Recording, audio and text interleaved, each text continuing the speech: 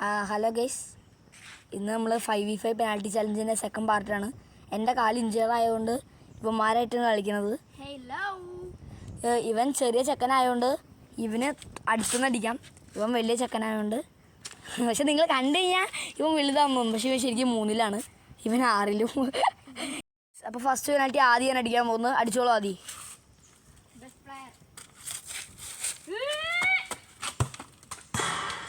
Guys first ഗോളാണ് അടിക്കുക. അടിച്ചോ അടിച്ചോ ഗേസ്, ഓടി വന്നു. ഇതാ guys goal, guys goal, guys goal, guys goal. പോവാണ് ഗേസ്, സേവ് ആണ് ഗേസ്. എന്റെ ദൂരം കൂട്ടി എന്താണ് ഗേസ്, ദർശിന്റെ സേവ് ആണ്. ദർശ അടിക്കല്ലോ കേട്ടോ ഗേസ്. ദർശി അടിച്ചാൽ 2-2 കേട്ടോ. ഇപ്പൊ ദർശിന് 3ാമത്തെ അടി. അടിച്ചോ ദർശേ, അടിച്ചോ ദർശേ. ഗൈസ് സേവ് ആണ് ഗൈസ്, സേവ്. ഗൈസ് ആദിയുടെ 4ാമത്തെ ഷോട്ടാണ്. ആദ്യം അടിക്കണേ അടിക്കുക, നമുക്ക് ടൈം വേസ്റ്റ് ഒന്നുമില്ല. നീ ഭയങ്കര ടൈം വേസ്റ്ററാ, ചെരുപ്പ് ഊരാനും അവന് 10 മണിക്കൂർ വേണം ടൈം വേസ്റ്റ്. ആ ദർശിന്റെ സേവ്. ഗൈസ് ദർശ അടിച്ചോട്ടെ ഗൈസ്, ദർശ അടിക്കട്ടെ. ദർശ് അടിക്കോ, അടിച്ചോ, അടിക്കോ.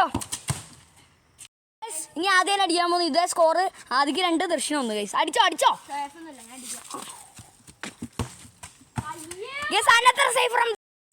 ആദിയുടെ ലാസ്റ്റ് അടിയായിരുന്നു അത്. ഇത് ദർശിൻ്റെ ലാസ്റ്റ് അടിയാണ്. ദർശി ഗോളാക്കിയ സമാവും, അല്ലെങ്കിൽ സമാവില്ല. 3 പഠിക്കുന്ന ചെക്കൻ ഒരു ഗോളെങ്കിലും അടിച്ചില്ലേ, നല്ല കാര്യം. അടിക്കുക.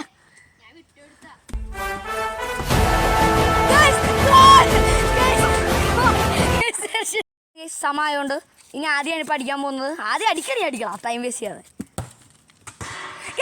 ആദ്യയുടെ ഗോൾ.